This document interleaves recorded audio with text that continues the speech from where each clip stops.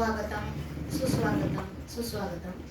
आजच्या कार्यक्रमाचे प्रमुख मार्गदर्शक ऋत्विक व्यास, त्याची आई उमा व्यास आणि मुख्याध्यापक सरांना मी व्यासपीठावरती स्थानापन्न होण्याची नम्र विनंती करते.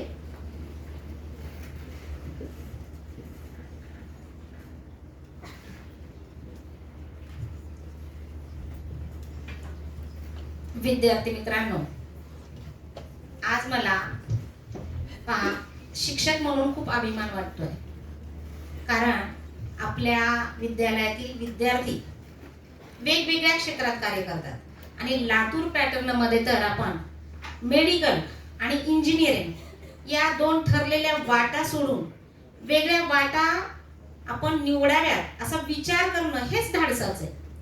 आणि मग आता जो तुमच्या समोर भैया बसलाय ना, ऋत्विक, तो आपल्या शाळेमध्ये होता. तो आपल्या शाळेतल्या वेगवेगळ्या उपक्रमांमध्ये, गॅदरिंगमध्ये भाग घ्यायचा आणि त्यातून त्याला लेखनाची, अभिनयाची आवड निर्माण झाली आणि त्याने कुठंतरी ठरवलं की नाही, तो खरं तर अभ्यासात पण खूप हुशार होता बरं का. आणि मग त्याने असं ठरवलं की नाही, मला आवड याच्यामध्ये.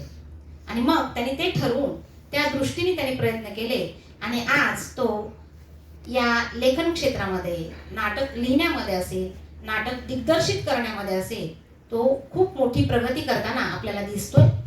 त्याचं मी खूप खूप अभिनंदन करते. आणि हा काय म्हणतात त्याला, हा यासाठीच केला होता अट्टहास, असं जे एक शिक्षकाच्या मनामध्ये असतं ना, की असे वेगवेगळ्या क्षेत्रामध्ये विद्यार्थी गेले पाहिजेत, स्वतःचा विकास करून घेतला पाहिजे, असं जे वाटतं ते असं करताना पाहिलं की आम्हाला फार कौतुक वाटतं मुलांना. आणि म्हणून ह्या भैयाला तुमच्याशी संवाद साधण्यासाठी आपण आवर्जून बोलवलंय. मी त्याचा थोडक्यात परिचय करून देते. पहा, तो आपल्या शाळेत तर होताच, पण आज सध्या तो नाटक लिहिणारा लेखक, दिग्दर्शक, नाटकांचं दिग्दर्शन तो करतोय, कवी आहे, ललित लेख लिहितो, अशा अनेक गोष्टी तो लेखनाच्या माध्यमातून करत असतो. लेखन, साहित्य हा समाजाचाच आरसा असतो. समाजामध्ये ज्या घटना घडत असतात त्याच्यावरतीच तो विचार करून लिहित असतो, प्रबोधन करण्याचा प्रयत्न करत असतो. त्याचं शिक्षण MSc मीडिया कम्युनिकेशन मध्ये पुण्यामध्ये झालेलं आहे. सावित्रीबाई फुले पुणे विद्यापीठ, ते प्रतिष्ठित असं विद्यापीठ आहे, तिथून त्यानं MSc केलेलं आहे. BA सायकोलॉजी मध्ये, मानसशास्त्रामध्ये त्यांनी BSc केलेलं आहे. BA केलेलं आहे पुणे येथून. त्याने जेव्हा लेखनाला सुरुवात केली तेव्हा त्याला बालगंधर्व पुरस्कार मिळालेला आहे 2019 मध्ये, सांस्कृतिक क्षेत्रातील योगदानाबद्दल पुणे महानगरपालिकेकडून.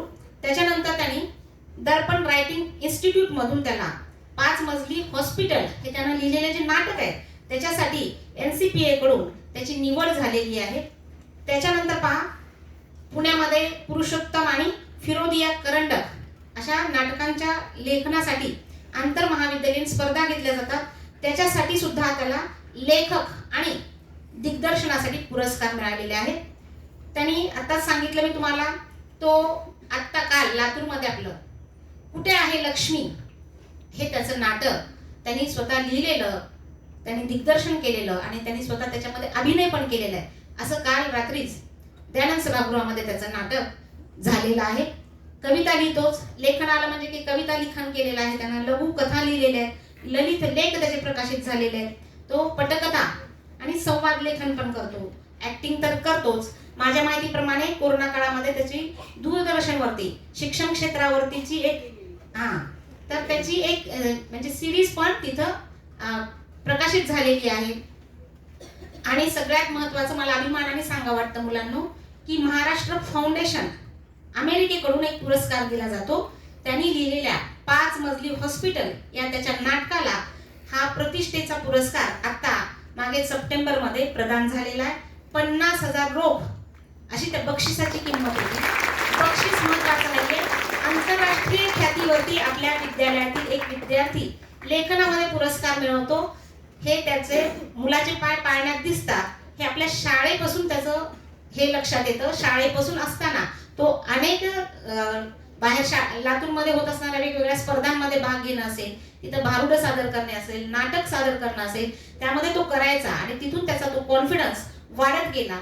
मी जे लेखक होतोय, मला जे अभिनयाची आवड निर्माण झाली आहे ती शाळेतून निर्माण झाली आहे, असं आत्ताच त्यांनी सरांसमोर सुद्धा मान्य केलं. आणि यामुळंच त्याचा हा एवढा म्हणजे आंतरराष्ट्रीय लेवलवरचा पुरस्कार त्याला मिळाला, म्हणून आज आपण त्याचा कौतुक सोहळा आपण करणार आहोत. त्याचं आपण सत्कार करूया. विद्यालयाचे आदरणीय मुख्याध्यापक रमाकांतजी स्वामी सर यांना विनंती करते की त्यांनी ऋत्विकचा सत्कार करावा. शाल, त्याच्यानंतर विद्यार्थ्यांनी कुंडी तयार केलेली आहे ऋत्विक ती, आणि रोपटं, आणि अतुल देवळकर सरांनी लिखित बोली लेजे जी आपल्या विद्यालयात कोरोना काळामध्ये महेश एलकुंचवार यांची मुलाखत घेतली होती, त्याच्यावरती त्यांनी लिहिलेलं पुस्तक ते त्याला देण्याची विनंती मी सरांना करते, आणि त्याचा सत्कार करण्याची विनंती मी सरांना करते.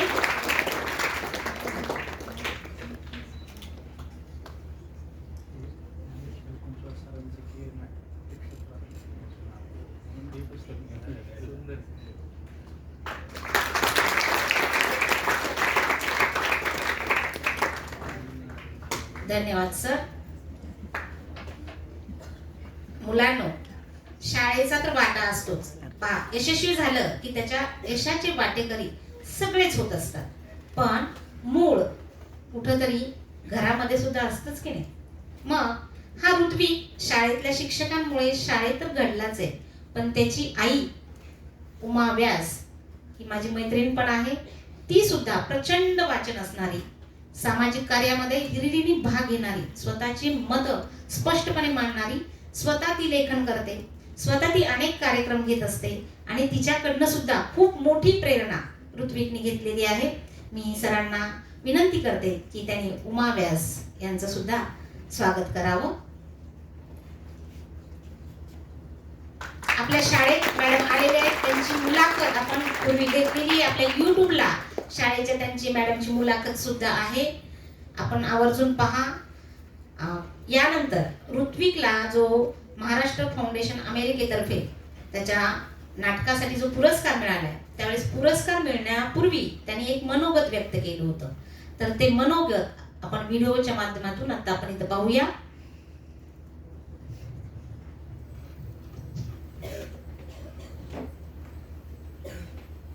तर या वर्षीचा नाट्यलेखनासाठीचा पुरस्कार ऋत्विक व्यास या लातूरच्या तरुणाला देण्यात येतोय.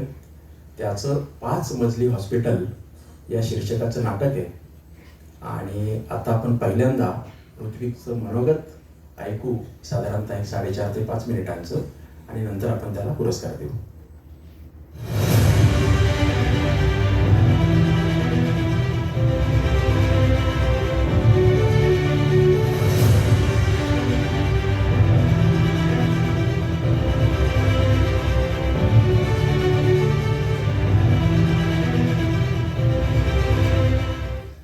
मी आतापर्यंत काही नाटकं लिहिली आहेत, पण मी असं म्हणेन की आतापर्यंतची सगळी नाटके म्हणजे सुरुवातीची नाटके, आणि सुरुवातीच्याच नाटकांपैकी एका नाटकाला एक पुरस्कार मिळाला आहे, ही माझ्यासाठी अतिशय महत्त्वाची बाब आहे. पॅटर्न म्हणून ओळखल्या जाणाऱ्या लातूरमध्ये माझा जन्म झाला. लातूरला मेडिकल आणि इंजिनिअरिंगचा विडा होताच, त्यातही जी नाट्य चळवळ लातूरमध्ये सुरू होती त्याचा मी एक भाग होतो. मला नाटक करायला आवडतं. ही जी युरेका मुवमेंट होती ती लातूरमध्येच झाली, पण अखेर स्थलांतरितांच्या लोंढ्यासोबत मीही पुण्यात येऊन धडकलो. ते साल होतं 2014, आणि त्याचवेळी माझ्या आजूबाजूला सुद्धा राजकीय आणि सामाजिक परिस्थितीमध्ये बदल घडत होते. कदाचित या सगळ्याचाच परिणाम म्हणून मी लेखनाकडे वळलो आणि नाटक लिहू लागलो. पुरुषोत्तम फिरोदिया या स्पर्धांमधून नाटक करत असतानाच माझं वाचनही सुरू होतं. सोबत सायकोलॉजी आणि मीडिया कम्युनिकेशन हे विषय घेऊन मी शिक्षण घेत होतो. हे शिक्षण घेत असतानाच कॉलेजेसमध्ये किंवा नंतर ऑफिसेसमध्ये किंवा इतर कुठल्याही आस्थापनांमध्ये जाताना prevention of sexual harassment at work place या कमिटीची माझी ओळख झाली. त्या कमिटीबद्दल माहिती झालं, ही व्यवस्था माहिती झाली, आणि त्या व्यवस्थेबद्दल मला खूप प्रश्न पडले, आणि त्या प्रश्नातूनच मला 5 मजली हॉस्पिटल या नाटकाचा विषय माझ्या डोक्यात घोळू लागला. माझी आई उमा व्यास ती स्वतः काही पॉश कमिटींवरती एनजीओ मेंबर म्हणून काम करते. एक गमतीशीर घटना तिने मला कमिटीच्या संदर्भात सांगितली होती. तिथून मला या नाटकाचा विषय सुचला.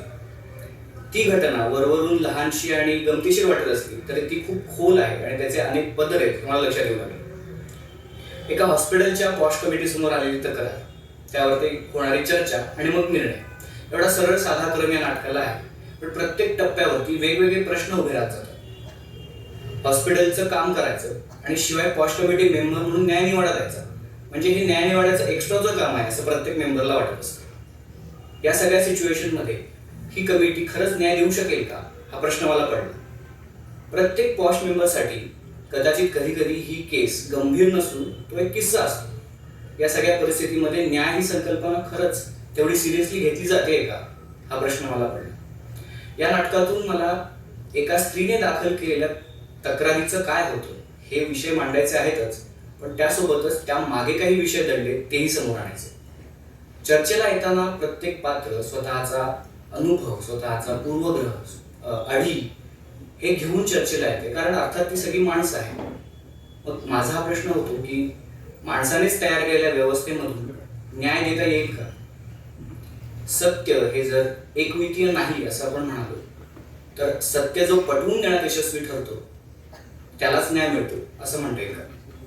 नाटकातली पात्र मला वेगवेगळ्या ठिकाणी दिसत होती. वैद्यकीय काम करताना डॉक्टर्स मानवी शरीराकडे कुठल्या पद्धतीने बघतात आणि लैंगिक गुन्ह्यांबद्दल चर्चा करताना ते त्याच पद्धतीने बघतात का, यातला फरक आणि साम्य मला दिसू लागलं होतं. चतुर्थ श्रेणीमध्ये काम करणाऱ्या कर्मचाऱ्यांना कशी वागणूक दिली जाते हेही मी बघत होतो. यासोबतच घरचं काम सांभाळून, पब्लिक ट्रान्सपोर्ट करून, हॉस्पिटल सारख्या मोठ्या इमारतीची स्वच्छता करणाऱ्या वर्किंग वुमनही मी बघत होतो. या सगळ्या अनुभवातून हे नाटक मी लिहित गेलो. NCPAच्या दर्पण रायटिंग इनिशिएटिव्हमध्ये या नाटकाचं वाचन झालं होतं. या नाटकाची निवड तिथे झाली होती. त्यावेळी या नाटकाच्या वाचनाचं दिग्दर्शन सुयोग देशपांडे या माझ्या मित्रांनी केलं होतं. आपलं लिखाण वाचलं जात आहे, ते दखलपात्र होत आहे, ही माझ्यासाठी खरंच खूप आनंदाची बाब आहे. प्रत्येक लेखकाला, माझ्यासारख्या प्रत्येक लेखकाला एक व्हॅलिडिटी हवी असते. आपण जे लिहितोय, आपण जे मुद्दे मांडू पाहतोय, आपण व्यवस्थेला जे प्रश्न विचारतोय ते महत्वाचे आहे हे कोणीतरी म्हणणं महत्वाचं असतं. त्यामुळे आज ती मला व्हॅलिडिटी मिळते. इतक्या प्रथितयश मान्यवरांसोबत माझं नाव वाचल्यानंतर मला माझी जबाबदारी वाढली आहे याची जाणीव आहे. या पुरस्कारासाठी मी लिहिलेल्या संहितेची निवड केल्याबद्दल महाराष्ट्र फाउंडेशन अमेरिका आणि निवड समिती यांच्याबद्दल मी कृतज्ञ आहे. आता मी गणेश सरांना विनंती करतो की ऋत्विक व्यास या तरुणाला 5 मजली हॉस्पिटल या नाटकाच्या लेखनासाठी राशम जातार नाट्य पुरस्कार प्रदान करावा. 50,000 रुपये आणि स्मृतिचिन्ह असं त्याचं स्वरूप आहे. आणि रजनीताईंना मी विनंती करतो की हा पुरस्कार देताना तुम्ही पण पुढे यावं.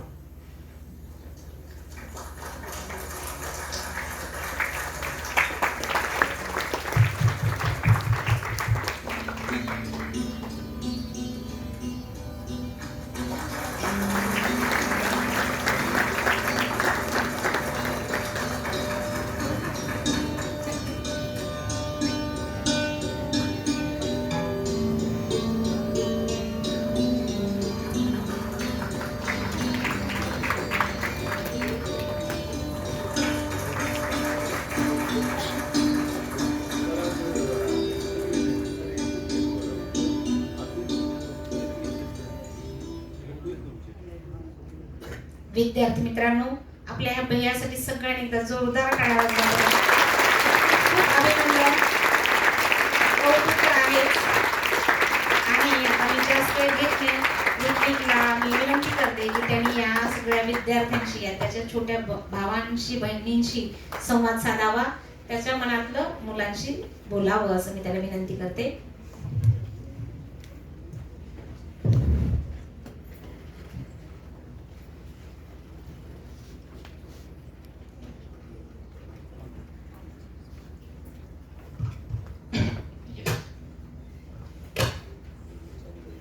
नमस्कार सगळ्यांना. Good morning. आहेत सगळे जागे आहेत.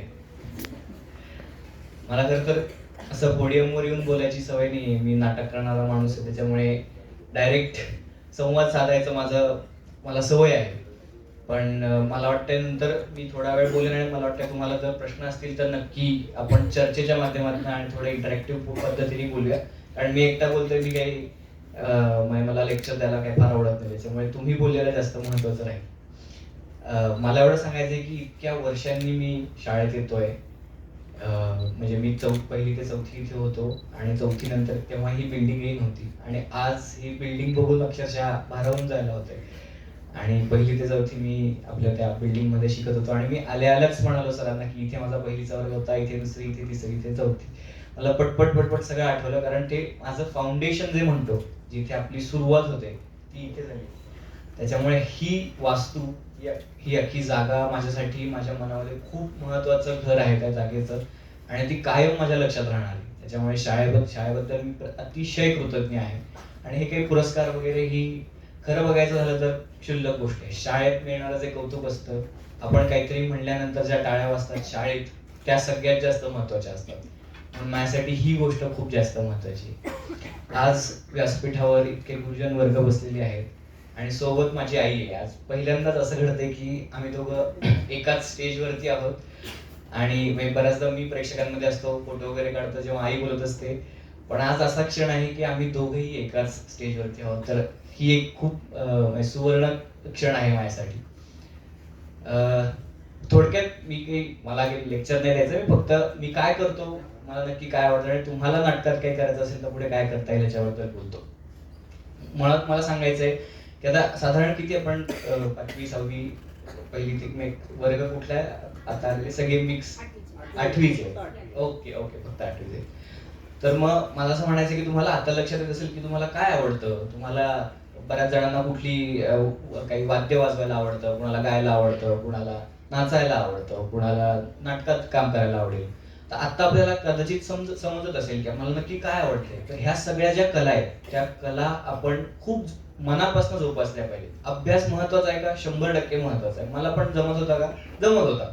पण मुद्दा असा आहे की कला ही तितकीच महत्वाची आहे. म्हणजे पु ल देशपांडे म्हणून एक मोठे लेखक आहेत, तर ते असं म्हणतात की तुम्ही बाकी सगळं करत राहा, तुम्ही अभ्यास करा, इतर काम करा, पण तुमच्या सोबत एक कला असली पाहिजे जी तुम्हाला कसं जगायचं हे सांगते.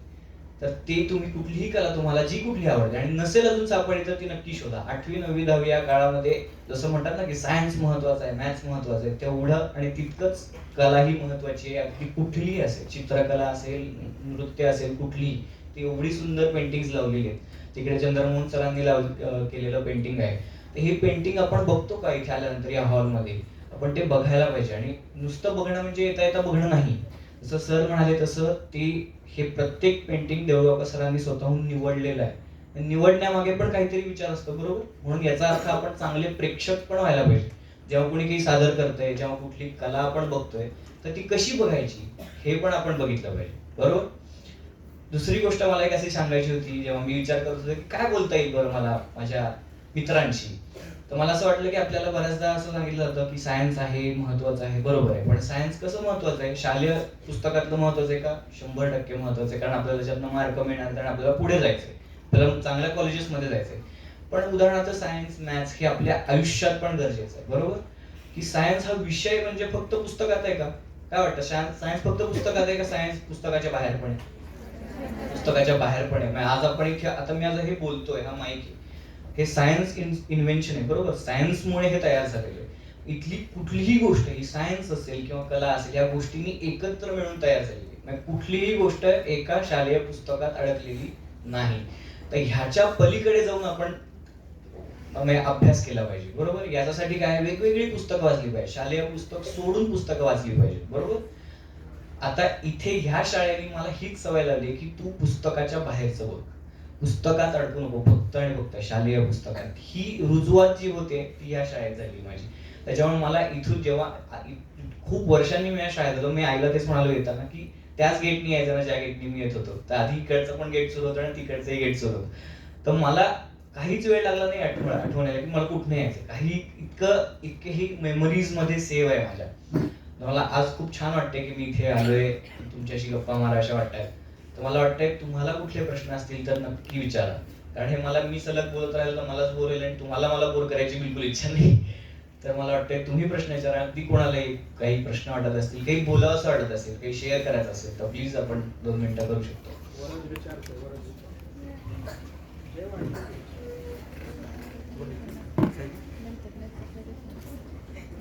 विद्यार्थ्यांनी आपल्या मनात असलेले प्रश्न, तो आपला भैया आहे, आपण घरी कसं विचारतो भैयाला, दीदीला, तसं विचारायचं. काय वाटेल असा विचार करायचा नाही. बरं मला सांगा, इथे कोण कोण ज्यांना डान्स करायला आवडत? कुठलाही गणपती डान्स पण चालेल, अरे मुलांना कोणालाच आवडत नाही डान्स करायला? डान्स करायला आवडतो ना? ओके. चित्रकला कोणाला आवडते? अरे वा, चित्रकला बऱ्याच. आणि नाटक कोणी कोणी आतापर्यंत केलेले करतायत?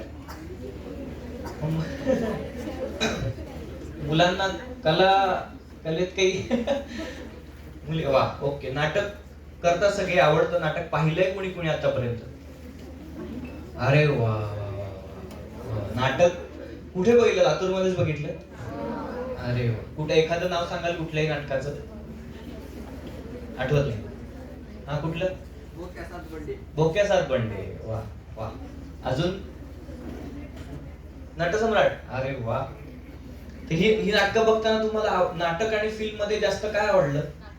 नाटक आवडलं. कारण काय, नाटकाची मजा काय, एकदा नाटक सुरू झालं की प्ले पॉज करता येत नाही. सुरू झालं की सुरू झालं. फिल्मचं कसं आहे, प्ले पॉज, थांबलं, खाऊन आलो, थोडा वेळ झोप काढली, परत प्ले केलं, असं करतायत. नाटकात तसं करता येतं का? नाही. म्हणून मला पण जे नाटक करायला आवडतं यामुळे आवडतं, कारण ते एकदा सुरू झालं की ते मग सुरूच होतं. तुम्हाला बघावंच लागतं ते काही. जसं आपल्याकडे समोर एखादी घटना घडत असेल, तर आपण गाडीवरती चाललोय रस्त्यावर आणि अचानक काहीतरी घटना घडली, तर आपण ती पूर्ण वेळ बघतो आणि तिथे आपल्या समोर ती घडत असते. तसंच नाटकाचं आहे, ते आपल्या समोर कंटिन्युअसली घडत असतं आणि आपल्याला ते थांबवता येत नाही, आपल्याला प्ले पॉज करता येत नाही. म्हणून हे नाटकाचे माध्यम कसं लाईव्ह आहे. आता जसं आपण आता बोलतोय तसं कोणीतरी समजा प्रेक्षक असतील तर त्यांच्यासाठी हे नाटक. ओके, तर ते तसं आहे, जे आता चालू आहे ते कंटिन्युअसली चालू आहे, ते थांबवता येत नाही. ही त्या माध्यमाची कला आहे. कुणाला काही प्रश्न, काही बोलायचंय? मी एक प्रश्न विचारते तुझी. मला एक प्रश्न, म्हणजे विद्यार्थी म्हणून मला पडतो. मी जेव्हा कधी काही मला तसा प्रसंग आला लिहायचं तर मला सुचत नाही. मग मला म्हणजे इकडचं तिकडचं थोडंसं घेऊन मग त्याच्यामध्ये 2-4 वाक्य घाला असं होतं.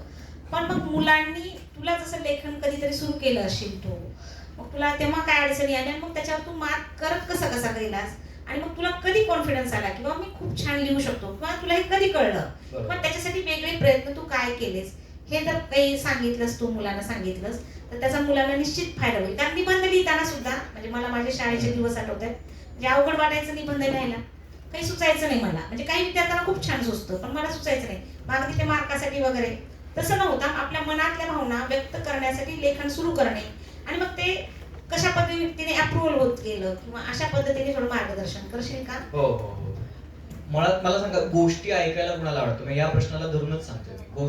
गोष्टी ऐकायला, वाचायला कुणाला? सगळ्यांना आवडतं ना, कारण गोष्ट ही महत्वाचीच आहे, बरोबर? जेव्हा मी तुम्हाला असं म्हणतो, तुम्हाला माहितीये का त्या दिवशी काय घडलं, असं जेव्हा मी म्हणतो तेव्हा तुम्हाला लक्षात येते की काहीतरी घडलंय आणि जे तुम्हाला माहित नाही, बरोबर? तुला माहितीये का त्या दिवशी काय घडलं, असं म्हटल्यानंतर की मला काहीतरी माहितीये आणि तुम्हाला काहीतरी माहिती नाही. इथे एक गोष्ट तयार झाली की मला कुठली तरी गोष्ट माहितीये, तुम्हाला माहिती नाही. उत्सुकता निर्माण झाली. म्हणजे काय पाहिजे गोष्टीसाठी? एक उत्सुकता निर्माण होणारी गोष्ट पाहिजे, बरोबर? आता दुसरी गोष्ट अशी आहे, आपण आजूबाजूला एवढ्या घटना बघत असतो, न्यूज बघत असतो, न्यूज वाचत असतो, तिथनं आपल्याला गोष्टी माहित होतात. किंवा अजून एक सोपी गोष्ट सांगतो, तुम्हाला ससा कासवाची गोष्ट आठवते की ससा झोपतो आणि मग कासव जिंकतो, बरोबर? आणि समजा ससा दुसऱ्या दिवशी म्हणला की माझ्याकडनं जरा काल चूक झाली, मी जरा झोपलो, पण आता मला चूक सुधारायची, परत एकदा शर्यत लाव. आणि तुम्ही म्हणालो इथून पुढे काहीतरी घडतं, तर इथून पुढे समजा आता हे म्हणलं, हे जेव्हा मी म्हणतो की ससाला आता वाटतंय की मी चूक केली काल, परत एकदा शर्यत करूया, आता आपल्याला आता काय होईल असं वाटलंय की आता या गोष्टीत काय होईल, ही तर वेगळीच गोष्ट झाली, आम्ही कधीच ऐकली नव्हती. याचा अर्थ काय, गोष्ट आधीचीच आहे, ससा कासव तेच आहेत, गोष्टीला आपण वेगळाच अँगल दिला, आता काहीतरी वेगळं घडेल ही शक्यता निर्माण केली. हे गोष्टीचं मला कळलं का गोष्ट महत्वाची. कुठल्याही आपण रोज गोष्टच सांगत असतो. आईला काय सांगतो की मला आता समजा डबा का नाही खाल्ला म्हटल्यानंतर आपण काहीतरी कारण सांगतो, ती गोष्टच असते, हो की नाही? काही आपण हे विचारलं ते विचारलं, काही गृहपाठ का नाही केला, आपण जी सांगतो ती गोष्टच असते. गोष्ट महत्वाची, समोरच्याला वाटलं पाहिजे की हे खरंच आहे गोष्ट. जरी ती आता ससा कासवाची म्हटलं, तुम्हाला वाटलं की खरंच कुठेतरी ससा आहे, खरंच कुठेतरी कासव आहे, पण आहेत का कुठे ते ससा कासव आपल्याला माहिती आहेत का? नाही. कारण गोष्ट ही अशी गोष्ट आहे की समोरच्याला आपण असं सांगतो ही खरंच घडलेली घटना आहे, ती बाकी कुठे नाही, खरंच घडली आहे. जसं गृहपाठ का नाही केल्याचं काहीतरी कारण सांगितलं, ते खरंच आहे असं वाटलं पाहिजे, तर प्रेक्षकांना वाटेल की हा ठीक आहे, ह्याला आपण काही शिक्षा नको द्यायला, बरोबर?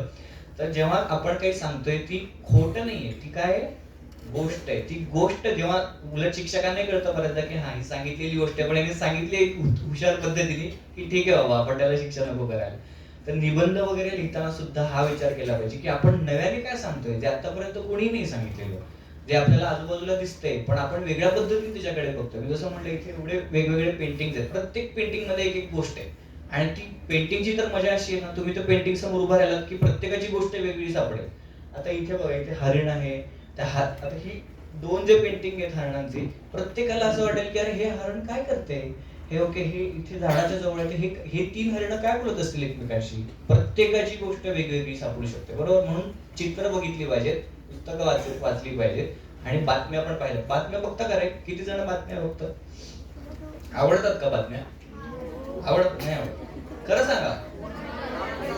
आवडतात नाही आवडत? बरं, काही जणांना आवडतात, काही जणांना नाही आवडत. पण त्या बातम्यांमध्ये काय असतं, बातम्या पण कथाच आहेत. आपण म्हणतो तुला माहितीये का त्या दिवशी आमच्या शेजारी काय घडलं, ही बातमीच आहे एका अर्थाने. त्याचं फक्त पेपरमध्ये येत नाही पण ती आपल्यासाठी बातमीच असते, हो की नाही. जर पेपरमध्ये येतात त्या पण बातम्या महत्वाच्या, तशा आजूबाजूला ज्या घडतायत त्या पण बातम्या महत्वाच्या, बरोबर. आता मी अजून एक छोटीशी गोष्ट तुम्हाला सांगतो. माझं जे हे ज्या नाटकाला आत्ताचा पुरस्काराचं जे आपण चित्रफित बघितली त्याचं नाव आहे 5 मजली हॉस्पिटल, बरोबर. मला सांगा, हॉस्पिटलमध्ये कोण कोण काम करतं, कोण कोण असतं हॉस्पिटलमध्ये? बरोबर, बरोबर आहे, अगदी बरोबर. स्टाफ असतो, डॉक्टर असतात, पेशंट असतात, नर्सेस असतात, बरोबर. अजून कोण असतं? सफाई कर्मचारी, बरोबर. म्हणजे कुठलेही एखादा, जसं हॉस्पिटलमध्ये असतात तसं अजून सगळीकडेच असतात ना सफाई कर्मचारी. बँकेतही असतात, शाळेतही असतात, हो ना. याचा अर्थ काय, हे जर व्यक्ती नसतील, सफाई कर्मचारी नसतील तर ही कुठलीही इमारत असेल, कुठलीही संस्था चालू शकेल का? बरं, नाही चालू शकत. म्हणजे जर तुम्हाला परत एकदा गोष्ट हवी असेल, कुठली गोष्ट लिहायची असेल तर हा विचार केला पाहिजे की कुठली माणसं आहेत ज्यांच्याकडे खूप कथा असू शकतात, ज्यांच्यामुळे ती संस्था असेल, ते ठिकाण असेल, ते चालतं. ती जर लोक नसतील तर ते ठिकाण चालूच शकत नाही, हो की नाही. जसं शाळेमध्ये शिक्षकही महत्वाचे आहेत, मुलं आलीच पाहिजेत, पण आपले ही सगळी शाळा चालावी म्हणून इतरही अनेक लोक काम करतात, हो की नाही. सगळी कामं करतात म्हणून ही शाळा चालते. तसं कुठल्याही ठिकाणी जी महत्वाची लोक आहेत त्यांच्याबद्दलही आपण बोललं पाहिजे, बरोबर आहे. अजून कोणाला काही प्रश्न सुचले असतील, एवढा वेळ मी बोलतोय, काही किंवा कुणाला काही बोलावं असं वाटतंय, काही वैयक्तिक करिअर बद्दल कोणाला काही विचारायचं? हा, येस, पहिला प्रश्न आलेला आहे. सर आलेत.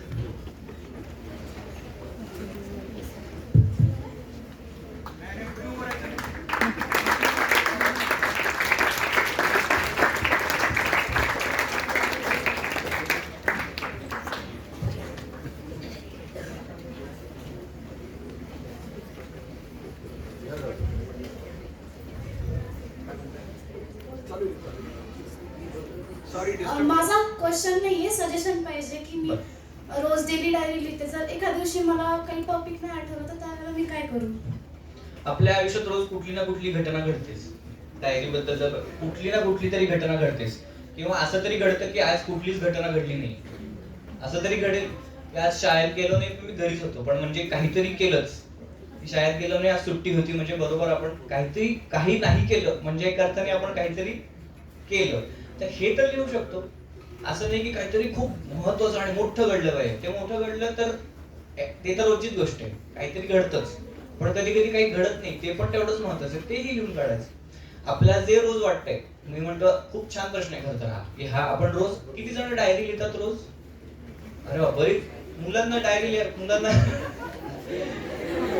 आहे कोणीतरी आहे डायरी. हा, येस, करा, हात खाली करा. डायरी आपण रोज लिहायला पाहिजे. त्याने काय होतं माहिती का, तुम्हाला सांगतो गंमत म्हणून. मी इथेच असताना डायरी लिहायला सुरुवात केली, या शाळेत असताना. मग माझ्याकडे अजून त्या डायरी आहे. तर बऱ्याचदा त्या डायरी उघडून बघितल्यावर असं वाटतं, अरे इथं मी काय लिहित होतो, मी कुठले विचार करत होतो, काहीतरी वेगळे विचार करत होतो, काय लिहित असेल मी, वेगळंच वाटतं. मी 10-15 वर्षानंतर ती डायरी वाचताना काहीतरी वेगळंच जाणवतं. तर डायरी रोज लिहा तुम्ही. त्याच्यामध्ये काय असं खूप मोठं काही लिहायला पाहिजे असं काहीच नाही. आज काय घडलं, आज कोण कोण भेटलं, कोणासोबत काय गप्पा मारल्या, हे तर आपण नक्की लिहू शकतो, बरोबर. अजून कोणाला काही प्रश्न तिकडे? हा भैया, तुम्हाला जे नाटकाबद्दल पुरस्कार भेटला त्याच्या मागची तुमची मेहनत काय होती? बर, मेहनत म्हणजे मी जसं आधी म्हणालो ना, तसं मला हे लक्षात आलं की कुठल्याही संस्थांमध्ये महत्वाची लोक असतात, त्यांच्यामुळे ती संस्था, ती बिल्डिंग चालते. ती लोक नसतील तर ती बिल्डिंग चालू शकत नाही हे माझ्या लक्षात आलं. आणि मला लक्षात आलं की त्या हॉस्पिटलमधली, म्हणजे त्या नाटकाबद्दल बोलायचं तर त्या हॉस्पिटलमधल्या स्वच्छता कर्मचाऱ्यांवरती ते नाटक आहे. एक स्वच्छता कर्मचारी, तिच्या आयुष्यासोबत घडणारी ती घटना. मला लक्षात आलं की ती घटना घडली नसती, ती घटना घडली म्हणून ती अख्खं ते नाटक घडू शकलं. म्हणून त्या हॉस्पिटलमधल्या त्या एका स्वच्छता कर्मचाऱ्यावरती ते नाटक आहे. कोणत्याही लेखनाची सुरुवात कशी करावी एकदम रसाळ पद्धतीने? बर, नाही तुम्ही जसं मी आता म्हणालो, तुम्ही न्यूज बघितली, काही वाचलं. आता मी एक तुम्ही किती जण पुस्तकं वाचतात, किती जणांना पुस्तकं वाचायला आवडतात? वा वा वा, सुंदर. आता मुलं आता हात वर करतात. तर तुम्हाला एक कथा सांगतोय. वाटसरू नावाची व्यंकटेश माडगूळकरांनी लिहिलेली कथा आहे. तर जसं नाटक कसं सुचतं, तर हे असं आहे की मला बऱ्याचदा स्वतःहून कुठली कथा सापडत नसेल तर आपण वाचलेल्या कुठल्या तरी कथेचं आपण नाटकात रूपांतर करू शकतो. तर आपण किती गोष्टी वाचतो, कितीतरी गोष्टींची पुस्तकं वाचतो, बरोबर. ती गोष्ट एखादी आपण निवडली, असं ठरवलं की हा ही घटना घडते. जसं ससा कासं म्हणालो की तू ससा हो मी कासव होतो आणि आपण हे नाटक करू. होऊ शकतं की नाही? काय प्रत्येक छोटे छोटे फक्त संवाद लिहायचे, मध्ये एकदा सशाला झोपायचंय आणि कासवाला जिंकायचंय.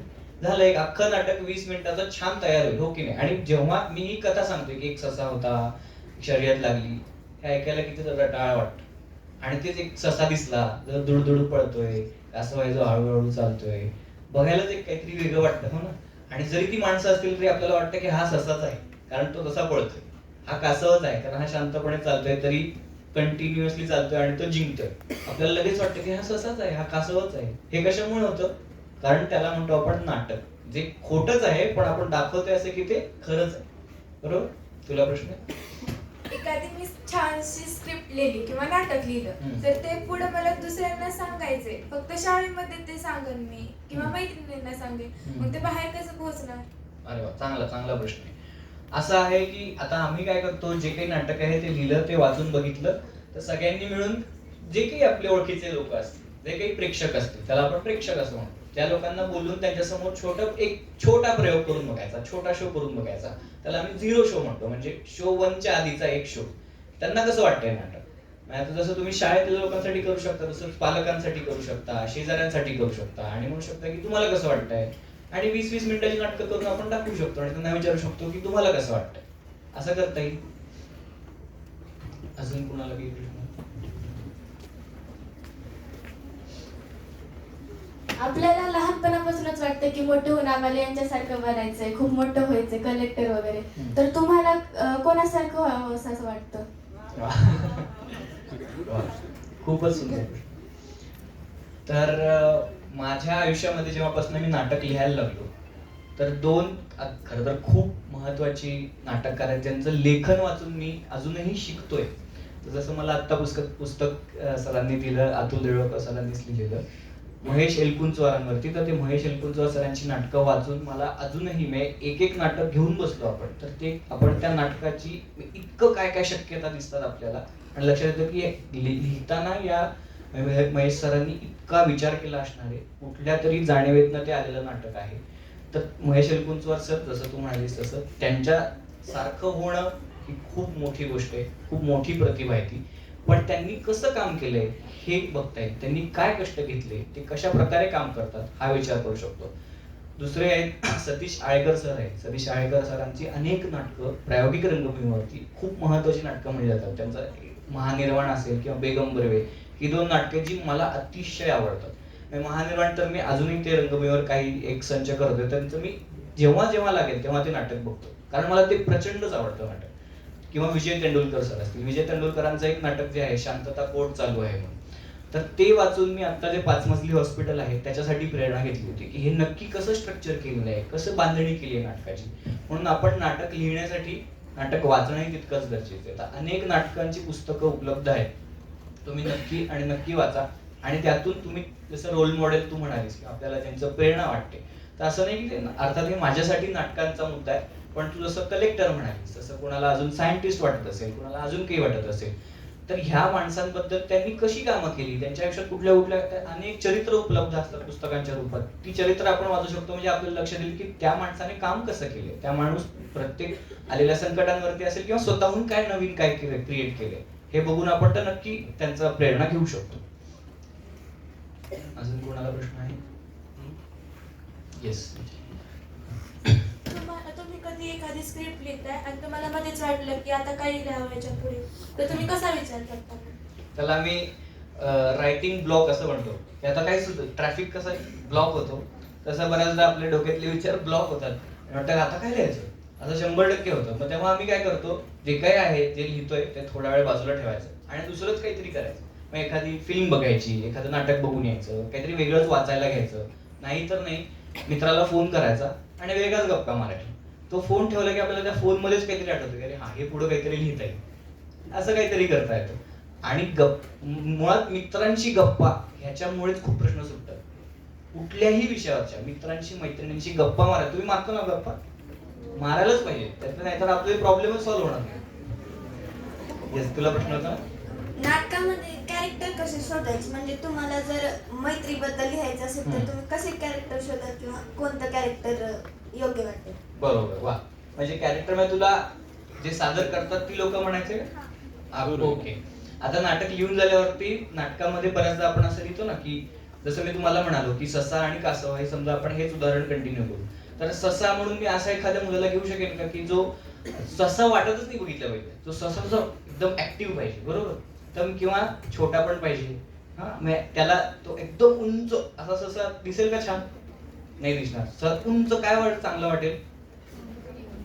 जिराफ, बरोबर. म्हणजे मला आता मी हे तू करता करताच एका अर्थाने कॅरेक्टर ठरवलं, ऍक्टर ठरवला की कोण असेल जो उंच असेल, जिराफ करू शकेल. म्हणजे ससा कसा पाहिजे, कासव कसा पाहिजे हे आपल्याला लगेच सुचतं.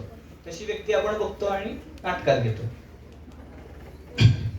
आपल्याला जर नाटकं करायची असतील तर आपण कशा सहभाग घेतला पाहिजे? वा, चांगला प्रश्न आहे.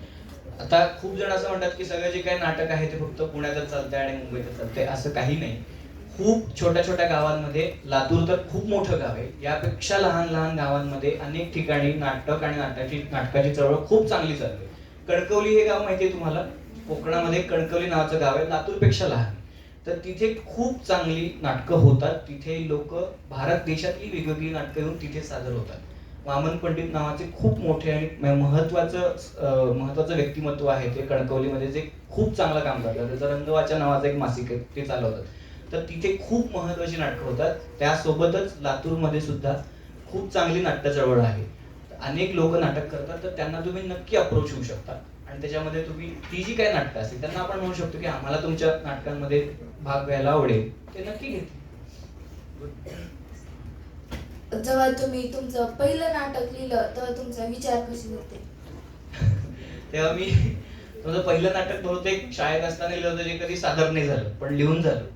तर मला त्याच्या मागे कल्पना एवढीच होती की माझ्या काहीतरी क्रिकेट खेळताना काहीतरी घटना घडली, मला वाटलं हे छान वाटते आणि मी अजून कुठेतरी वाचलं होतं आणि काहीतरी पाहिलं होतं. सगळ्याची सरमिसळ भेळ करून मी काहीतरी लिहिलं, काहीतरी कोणाची तरी बॅट हरवते वगैरे असा काहीतरी विषय होता. एवढा एकदम छोटासा विषय होता. आज ते वाचल्यावर असं वाटतं की काहीतरी डोक्यात चालू होतं, कारण काय गोष्ट सांगावीशी वाटते. समोरच्याला सांगायचं तुला काहीतरी माहित नाही जे मला माहिती, ह्यालाच फक्त आपण गोष्ट म्हणतो, पण ती छान रंगवायची एवढंच काम आहे. बरोबर. भैया, आता तुमचं जे नाटक झालं 5 मजली हॉस्पिटल, त्याच्यामध्ये कर्मचारी बद्दल लिहिलेले ना, हो. तर त्याचं नाव 5 मजली हॉस्पिटल का ठेवलं तुम्ही? अरे वा, खूपच सुंदर प्रश्न आहे, खूपच सुंदर प्रश्न आहे. तर 5 मजली हॉस्पिटल म्हणजे हे तर आपल्याला कळलं की 5 मजली आहेत हॉस्पिटल, 5 मजली, बरोबर. तसं आपल्या समाजात सुद्धा खूप वेगवेगळे स्तर असतात, बरोबर, जे खरं तर बिलकुल गरजेचे नाहीत. पण कोणीतरी रचलेले एक स्तर आहे, ज्या स्तरांमध्ये आपल्या सगळ्या समाजाला टाकलेलं आहे. तर ह्या मजल्यांमुळे खूप काही दुर्दैवाने काही प्रॉब्लेम्स क्रिएट झालेले आहेत. तर ह्या सगळ्या विषयावरतीच म्हणून 5 मजली हॉस्पिटल हे एका अर्थाने त्याचा सिम्बॉल आहे, असं आपण म्हणतो की 5 मजल्यांमध्ये अडकलेली माणसं. दुर्दैवाने त्या मजल्यांमध्येच माणसं अडकून बसलेली आहेत आणि 5व्या मजल्यावरची लोक पहिल्या मजल्यावरच्या लोकांचा विचार करत नाहीत. खूपच सुंदर प्रश्न. हात वर करायचं, लागलीच म्हणायचं. एखादं नाटक किंवा निबंध वगैरे लिहिताना मला कधी पण शीर्षक लिहिताना खूप अडचण निर्माण होते की त्या नाटकामध्ये अनेक विषय असतात आणि त्या कोणता विषय धरून मी ते नाटकाचं नाव लिहू किंवा ते शीर्षक देऊ. खरं. मला स्वतःलाच नाटकाचं नाव सुचायला प्रचंड वेळ लागतो. नाटक लिहून होतं त्याच्यानंतर जास्त वेळ नाटकाचं नाव सुचायला लागतं. पण हे कशावरून की आपण खरं तर मलाही तुलाही उत्तर सापडलं की मला कळतं की नाटकाचं नाव कसं सुचलं पाहिजे. तर कदाचित बऱ्याचदा असं असतं की कुठली तरी आपण कविता ऐकतो, त्यातला कधी तुकडा सुद्धा बरोबर जॉईन होतो. हे पण कधी कधी नाव असू शकतं. कधी कधी आपल्या संवादातच, नाटकाचे जे संवाद आहेत त्यातला एखादा एकदम महत्त्वाचा संवाद असतो, त्याच्यातले 2-3 शब्द असतात ज्याचा आपण काहीतरी शीर्षक देऊ शकतो. जसं 5 मजली हॉस्पिटल आहे, त्याचं काही त्याच्यामध्ये वाक्य नाहीये, पण मी जसं म्हणालो तसं मजल्यांचं लक्षात आलं की त्याचा काहीतरी अर्थ आहे त्या मजल्यांना म्हणून. आणि हॉस्पिटल तर आहेच, हॉस्पिटलमध्ये घटना घडते म्हणून 5 मजली हॉस्पिटल असं नाव ठेवलं. अजून किती नाव ठेवण्याबद्दल मी जरा सांगतो. हो. नाव सगळ्यात अवघड गोष्ट नाव ठेवणं असतं. लेख, कविता, कथा, कादंबरी, नाटक कशालाही अगदी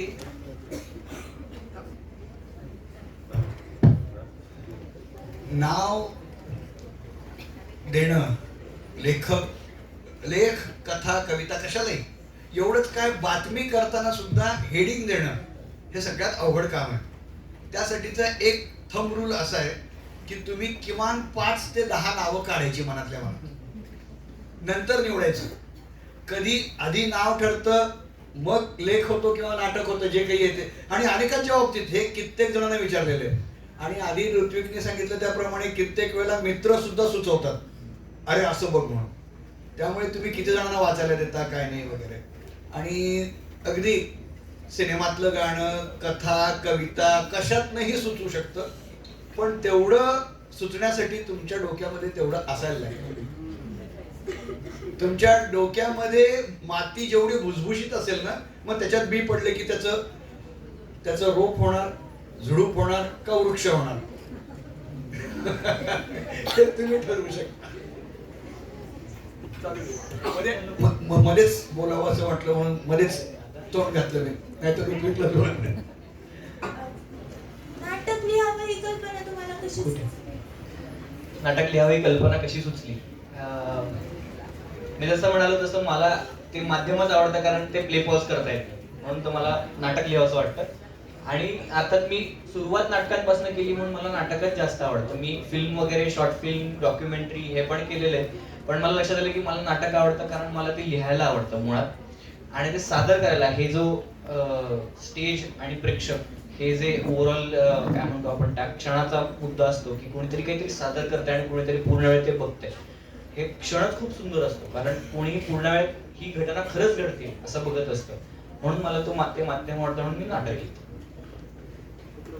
तुम्ही तुमचं करिअर कधी स्टार्ट केलं? करिअर जन्मल्यापासून. कधीपासून आवड आहे? म्हणजे खरं तर असं म्हणता येईल की शाळेमध्ये जे वक्तृत्व स्पर्धा होतात, नाटकाच्या स्पर्धा होतात, या सगळ्या स्पर्धांमध्ये मी भाग घेत गेलो. माझ्या सगळ्या भाषणं आई लिहून द्यायची, त्याच्यामुळे ती सगळं लेखनाचं मला सगळं आईकडनं आलेलं आहे. पण भाषणाच्या स्पर्धा, नाटकांच्या स्पर्धा या सगळ्यातनं माझी सुरुवात झाली आणि मुळात परत एकदा ह्याच शाळेतून झाली, त्याच्यामुळे ते महत्वाचं आहे. हो, विचार. होय भैया, तुम्हाला तुमची मम्मी नाटक म्हणजे नाटक लिहायला मदत करते का?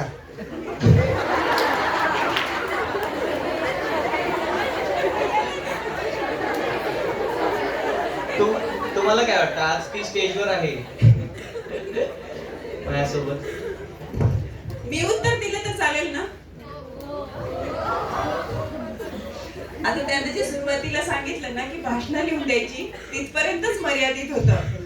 पण त्याने मान्य पण केलेले की एक म्हणजे मी काय करते, मी पॉश कमिटीचा उल्लेख झालेला आहे किंवा इतर सामाजिक अनुभव जे असतील, मी प्रत्येक गोष्ट त्याच्यासोबत शेअर करते.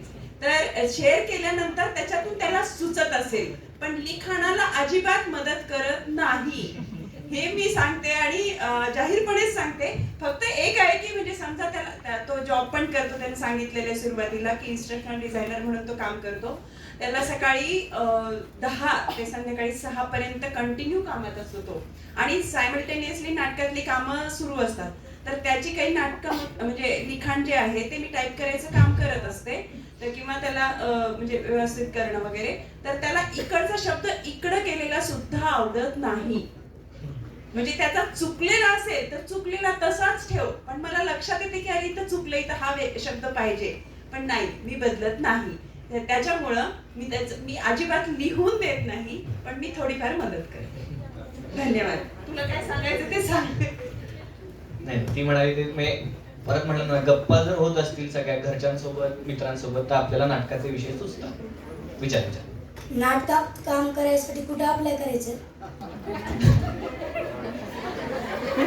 कुठेच अप्लाय करायचं नाही, स्वतःला अप्लाय कर आधी की करायचं ना मला, मग तुला संधी नक्की मिळेल. पण आजूबाजूला शाळेत सुद्धा प्रेक्षकांना ऐका शाळेतल्या शिक्षकांना सुद्धा तुम्ही सांगू शकता आणि लातूरमध्ये जी कुठली नाट्य चळवळ चालू आहे, जे कोणी नाटक करतायत त्यांना जाऊन भेटू शकतोस. भैया तुम्ही आजपर्यंत किती व कोणत्या प्रकारचे नाटकं लिहिलेली आहेत? मी आतापर्यंत 15 ते 20 नाटकं लिहिलेली आहे. मोस्टली सगळ्या एकांकिका होत्या, म्हणजे 45 मिनिटात संपतील अशा.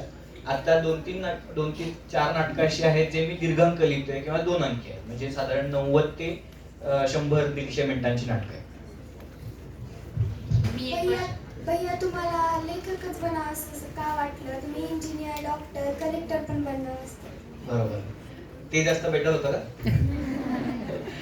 नाही, मला खूप चांगला प्रश्न आहे हा, की लातूर सारख्या ठिकाणी जिथे मी सुरुवातीला म्हणालो की लातूर पॅटर्न सायन्सच असतं, इंजिनिअरिंग आणि डॉक्टरपेक्षा दुसरं काही जग नाही, हे असं थोडं समजलं जात होतं त्या काळात. आता ते खूप कमी झाल्याची खूप चांगली गोष्ट आहे.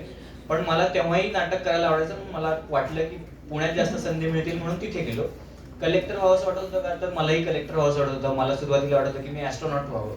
मी इथे असताना मला वाटत होतं की मी मंगळावर किंवा चंद्रावर 100% जाणार आहे वगैरे. तर असं मला लहानपणी वाटायचं, पण हे मला नंतर गळून पडलं, कारण मला जास्त आवड याच्यात निर्माण झाली. पण असं नाही की मला सायन्स ही गोष्टच आवडत नाही. हा खूप गैरसमज असतो की नाटकवाल्या लोकांना काही सायन्स कळत नाही. असं काहीच नाही.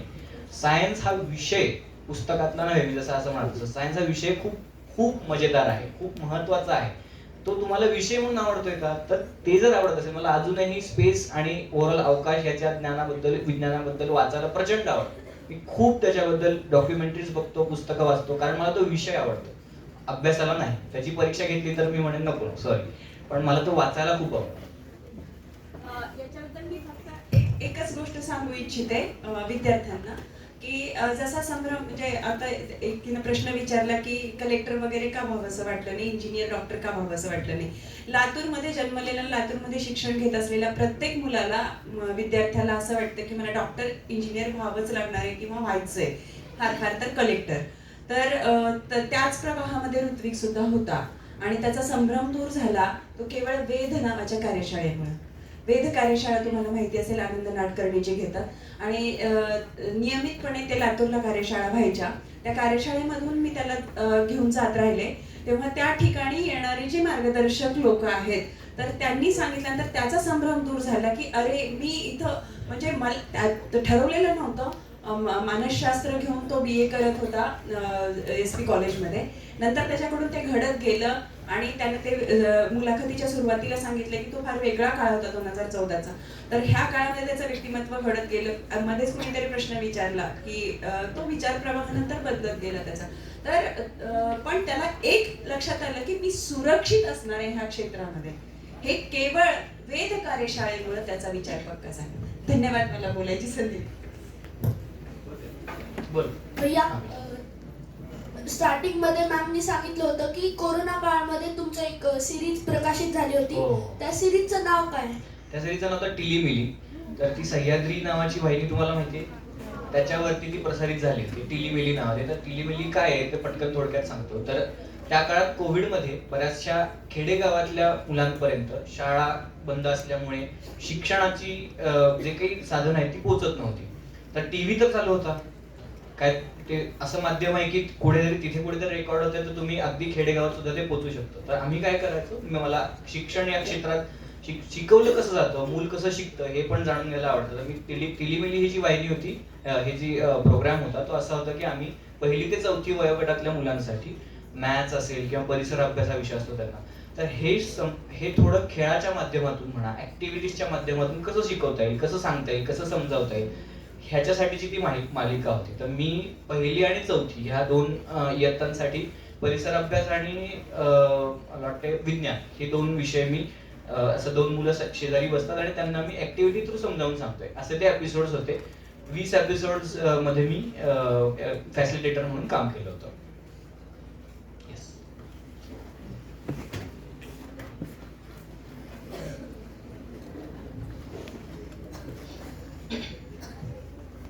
एखादं नाटक लिहित असताना किंवा त्यातली जे पात्र आहे त्यांचा संवाद लिहिताना मला माहित असते की कोणता विषय आहे, मला काय द्यायचा आहे, पण मांडताना अडथळा निर्माण होतो आणि काही शब्द असतात जे मला आठवत नाही.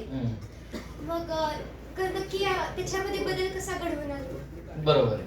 पण बऱ्याचदा असं होतं आपल्याला कधी कधी ना तो शब्द आठवत नाही, शब्दाला कसं सांगायचं हे बऱ्याचदा आठवतं. मग कदाचित आपल्याला एखादा काय उदाहरणार्थ माईक हा शब्द आठवत नाही, पण असं काहीतरी आहे जे ज्याच्यात मी बोललं की मोठा आवाज येतो हे मला काहीतरी आठवतं. बरोबर, तेवढ्यापुरतं तेवढं जरी लिहून ठेवलं नंतर आपल्याला कधीतरी तो शब्द आठवतो.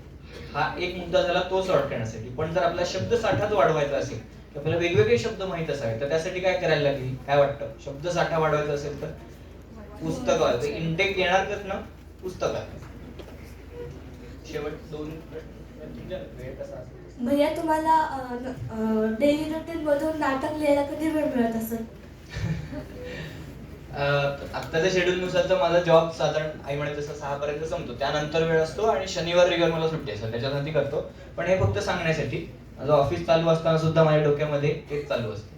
हा जरा मलाही प्रॉब्लेम होतो, पण ऑफिस सुरू असताना ऑफिस करायचं का नाटक करायचं याच्यामध्ये जरा कन्फ्युजन होतं, पण वेळात वेळ काढून ऑफिस करायचं. आपण जे नाटक लिहिले 5 मधली हॉस्पिटल, त्यामध्ये आपला मूळ हेतू काय होता? मूळ हेतू असा होता, मी जसं सुरुवातीला पण म्हणालो की कुठल्याही संस्थांमध्ये महत्वाची जी माणसं असतात त्यांच्यामुळे ती संस्था चालते, संस्था बिल्डिंग काही पण. तर ते माणसांचं मत, त्या माणसांभोवती काय घडत आहे, ती माणसं महत्वाची आहेत, त्यांचे मुद्दे महत्वाचे असं वाटलं म्हणून ते नाटक लिहिलं. धन्यवाद ऋत्विक. अतुल सर, मी एक म्हणजे ऑब्झर्वेशन आता नोंदवलं ते तुमच्यासमोर थोडंसं मांडा वाटतं. आता ऋत्विक बोलत होता, एकतर यांच्या मोठा भैया या दृष्टीने आणि काहीतरी वेगळा विषय. आपण कितीतरी मोठे मोठे लोकांना बोलवतो आणि विद्यार्थ्यांना गप्प बसा म्हणून शिक्षकांना बरेच वेळेस आपल्याला सांगावं लागतं. आत्ता तुम्ही पाहिलं असेल, एक काही विद्यार्थ्याला शांत बस किंवा काहीच म्हणावं लागलं नाही, याचा अर्थ त्यांच्या आवडीचे विषय असतील सांगावं लागलं नाही आणि म्हणजे वयामधला गॅप पण थोडासा कमी असेल तर विद्यार्थी किती काळजीपूर्वक त्या सगळ्या गोष्टी, आवड पण तो तर महत्वाचा आहेच मुद्दा. मी ऋत्विकचे खूप खूप आभार मानते आणि मला सर तुम्हालाही वाटतच असेल, सगळ्यांनाच इतका अभिमान वाटतोय की आपल्या शाळेतला एक विद्यार्थी अगदी अशा पद्धतीने बोलतोय, इतका विचार करतोय. आणि मुलांना याच्याकडनं घेण्यासारखं महत्वाचं म्हणजे हा आज इथं उभा आहे, त्याच्या मागं त्यांनी आवड जोपासली, त्याबरोबर त्यांनी परिश्रम घेतले, त्याबरोबर त्यांनी खूप वाचन केलंय आणि त्याच्यावरती खूप विचार, मनन, चिंतन हे सगळं केल्यानंतर आज त्याचं हे व्यक्तिमत्व हे आपल्याला इथं दिसतंय.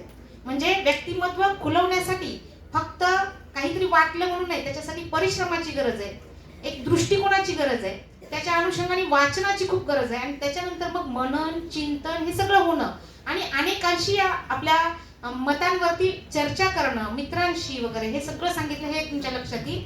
हा अनुभव तुमच्यासाठी खूप मोठा ठेवा आहे बाळांनो. इथून आज तुम्ही फार विचार करत नसाल, पण कधीतरी नंतर जेव्हा जेव्हा हा विचार येईल तेव्हा तुमच्यामध्ये निश्चित या पद्धतीने बदल होत जातील. ऋत्विकचे खूप खूप आभार. मी बसायच्या मला जो बोलायची माहित नाही, एक प्रश्न मी विचारणार आहे. आपल्याकडची मुलं आणि पुण्यातली मुलं यांचं नाटक समजून घेण्यामध्ये किती अंतर आहे, अभिनय करण्यामध्ये किती अंतर आहे, शब्दोच्चारणामध्ये किती अंतर आहे, त्यासाठी काय केलं पाहिजे? खूपच महत्वाचा प्रश्न आहे. तर मी जेव्हा पुण्यात जात होतो, लातूरच्या वातावरणात वाढलेला, तर खूप जणांनी असं सांगितलं की लातूरमध्ये मराठवाड्यात आला की पुण्यातली लोक स्वीकारत नाही, पुण्यातली लोक मराठवाड्याला थोडं असं करतात. तर प्रामाणिकपणे मला तसा अनुभव आला नाही. सुदैवाने असेल, काही जण बाबतीत नक्की आला असू शकतो, नक्कीच नाकारता येत नाही, पण मला तसा अनुभव आला नाही. हे नक्की झालं आपली भाषेची बोली भाषा थोडी वेगळी आहे, बरोबर, पुण्यातल्यांची थोडीशी वेगळी. तर ते टोमणे मारले जातात का, तर मारले जातात. पण आज मला हे नंतर रिअलाइज होतंय की आपल्याकडचे मराठवाड्यात जी जी काही नाट्य चळवळ आहे त्यातले जे अभिनेते ते नक्कीच पुण्यातल्या अभिनेत्यांपेक्षा काकणभर सरस असतात, कारण त्यांचा अभिनय वेगळा जाणवतो, तो वेगळा वाटतो, तो खरा वाटतो. कारण आपण बघितलेलं आपल्या आजूबाजूला घडणाऱ्या घटना ह्या पुण्यातल्या घटनांपेक्षा वेगळ्या आहेत. तिथे एक सुंदर नट आहेत का, तर नक्कीच आहेत. पण जे वेगळे पण म्हणतो ना आपण नटांमधलं, तर मला ते आपले इथले नट खूप वेगळे आणि काहीतरी वेगळं त्यांचं टेक्स्चर आहे असं वाटतं. पुण्यातल्या लोकांना अर्थात एक तिथे एक ललित म्हणून एक ललित कला केंद्र म्हणून एक महत्त्वाची इन्स्टिट्यूट आहे युनिव्हर्सिटीमध्ये. तिथे चांगले नट तयार होतात, तिथे वेगळं ट्रेनिंग त्यांना मिळतं. आपले अर्थातच निश्चितच खूप चांगले नट आहेत. तिथे जाऊन अनेक जण लातूरचे खूप नट, ते अनिल कांबळे सर असतील, हे ललितमध्ये शिकले, आज ते तिथे जाऊन नाटक बसवतात. हे सगळं तयार झाले कारण लातूर आणि पुणे एक चांगलं नातं तयार झालं. पण आता पुण्यातली लोकही चांगले नाटक करतात आणि त्या लोकांना सुद्धा मराठवाड्यातली लोक सोबतीला हवी असतात, कारण त्यांना इथलं विश्वच माहीत नाही. तर आज मी जे उभं करू शकलो, आज माझ्यासोबत जी लोक आहेत ती पुण्यातले पण आहेत आणि वेगवेगळ्या महाराष्ट्रातले. म्हणजे काल जे प्रयोग झाला नाटकात त्यात एक जण जळगावचा होता मूळचा, जो पुण्यात राहतोय, एक जण कुठला तरी अजून सोलापूरचा होता, जो आता पुण्यात राहतोय. ही सगळी मंडळी मिळूनच नाटक करतायत पुण्यामध्ये, आणि हीच सगळी मंडळी पुण्यामध्ये एक महत्वाचं काहीतरी नाटक करतायत. भाषेबद्दल बोलायचं तर तो जो बऱ्याचदा असं म्हणतात की ही भाषा ती भाषा, पण खरं तर कुठलीही भाषा काही अशी नीच नाही किंवा उच्च नाही, त्याच्यामध्ये काहीच कुठलाच चढ उतार काहीच नाही. पण बऱ्याचदा आपल्याला जर कोणी असं म्हणत असेल तर आपण ठामपणे म्हणलं पाहिजे की मी ह्या वातावरणात वाढलेलं आणि हेच बोलणार, त्यामध्ये काही वावगं नाही. आणि त्यातलाही आता ही परिस्थिती थोडी थोडी बदलतीये, पुण्यातलेही लोक बरेचसे सामावून घेत आहेत. जर घेत नसतील तर आपल्याला स्वतःचं विश्व उभं करता येतं. पुणे हे शहर असं आहे की तुम्हाला स्वतःचं विश्व उभं करण्यासाठी जास्त वेळ लागत नाही, तुम्ही ते नक्की करू शकता.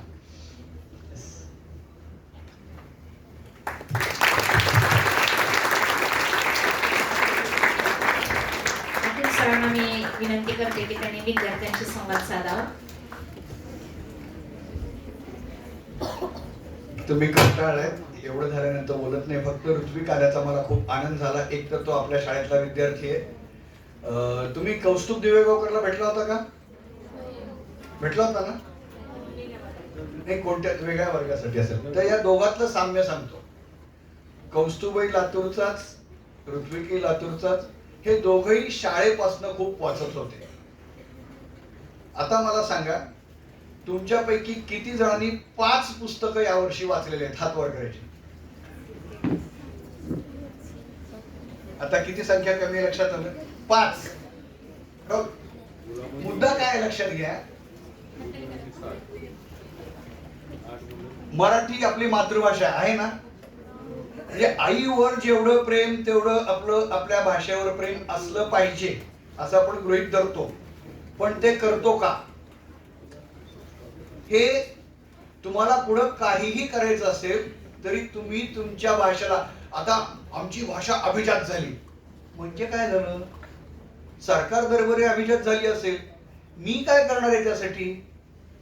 मला किती कवी माहिती आहेत, मला किती लेखक माहिती आहेत. आता ऋत्विकने नाव घेतलं महेश एलकुंचवार, हे मी कॉलेजात असल्यापासून नाव ऐकतोय. सतीश आळेकर, विजय तेंडुलकर. तुम्हाला हे वाचावं लागेल. मग शब्द, आता तू जो प्रश्न विचारला ना, इतकं कठीण काम आहे.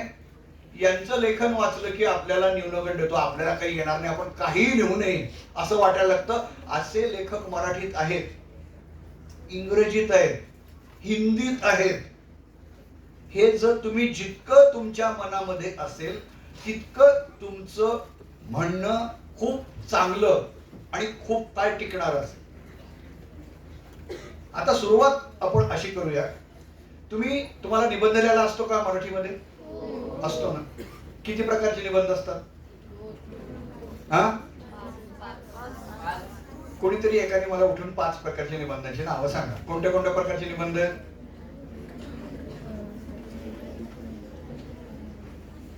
किती प्रकारचे निबंध आहेत?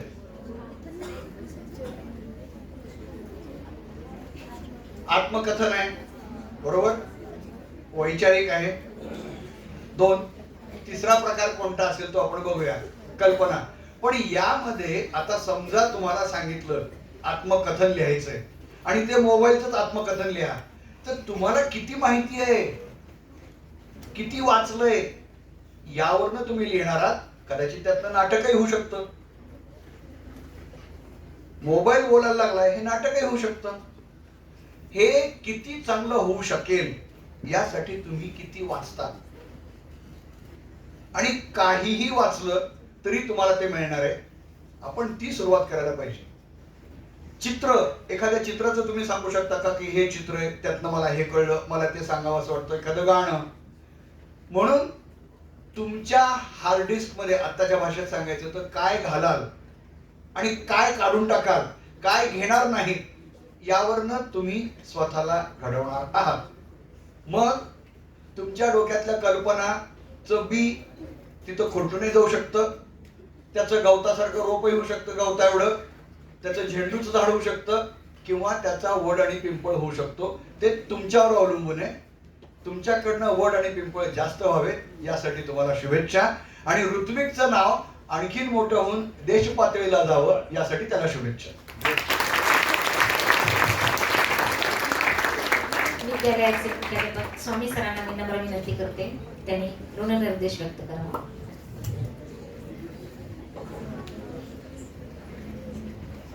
ऋत्विकला एक तुम्ही प्रश्न विचारला होता एका मुलीने, तुमचं करिअरचा निर्णय कधी घेतला, करिअर कधी सुरुवात झालं, आणि क्षणाचाही विलंब न लावता ऋत्विकने सांगितलं होते की जन्मल्याबरोबर. आणि आपण नेहमी सांगतो की तुम्हाला जे आतून आवडतं ना तेच तुमचं करिअर असतं, त्याच्यातच तुम्ही यशस्वी होता, नेहमी सांगत असतो. हे तुम्हाला करिअर ही जी भाषा आहे लातूर पॅटर्न मधली मेडिकल इंजिनिअरिंग करिअर, याच्या पलीकडचे विचार तुम्ही करावा यासाठी आपण शाळेत सतत प्रयत्न करतो. खाली ज्या ठिकाणी बोर्डवर चित्र लावले जातात त्या ठिकाणी लिहिले, सरांनी सुचवलेलं आहे, साहित्य, चित्र, नृत्य, संगीत, कला यांचा सहवास सदैव भला. बरोबर आहे. या परंपरेतलाच ऋत्विक आहे, म्हणून तुम्ही ऋत्विकचं बोलणं तुम्हाला सगळ्यांना आवडतंय. खूप वेळ झाला, मी अधिक वेळ आता काही बोलायची गरज नाही. ऋत्विक एवढं छान तुमच्याशी संवाद साधलेला आहे. तुमच्यापैकी अनेकांना आता तरी आपलं करिअर काय असावं याचा निर्णय तुम्ही निश्चित केला असाल. आणि जेव्हा असा कधीही कार्यक्रम असतो ना, जेव्हा आम्ही आपल्या शाळेचे सचिव कमल किशोरजी अग्रवाल साहेब आणि आपले मार्गदर्शक शालेय समितीचे अध्यक्ष अतुलजी देऊळगावकर सर यांना कल्पना दिल्यावर ते सगळे हातातले काम सोडतात आणि या ठिकाणी येतात. आपण म्हणतो कधी या, अर्धा कार्यक्रम झाला, या संपल्यावर आलात तरी प्रमुख पाहुण्यांशी तुमचं बोलणं होईल आणि दोघांचे हातावर किती काम आहेत त्यांनाच माहिती असेल, पण ते धावत आलेले आहेत. त्यांचे आभार मानणं हे माझं कर्तव्यच आहे. ऋत्विकचे तर काय आभार मानायचं, शाळेचाच विद्यार्थी आहे आणि ऋत्विकची गरज मला वाटते सोमान विद्यालयाला नेहमीच पडत राहील, कारण ही परंपरा ऋत्विक आपल्याला पुढे न्यायची आहे. कारण हे मुलं एवढे घाबरलेले आहेत लगेच करिअर, मेडिकल, इंजिनिअरिंग, मार्क्स, यांना यांच्यातलं काय आहे याची ओळख करून देण्यासाठी आपल्याला हे प्रयत्न करायचेच आहेत. ऋत्विकला घेऊन त्याच्या मातोश्री उमा व्यास मॅडम या ठिकाणी आल्या. मी सर्वांचं या ठिकाणी हार्दिक आभार मानतो विद्यालयाच्या वतीने आणि हा कार्यक्रम संपला असं जाहीर करतो.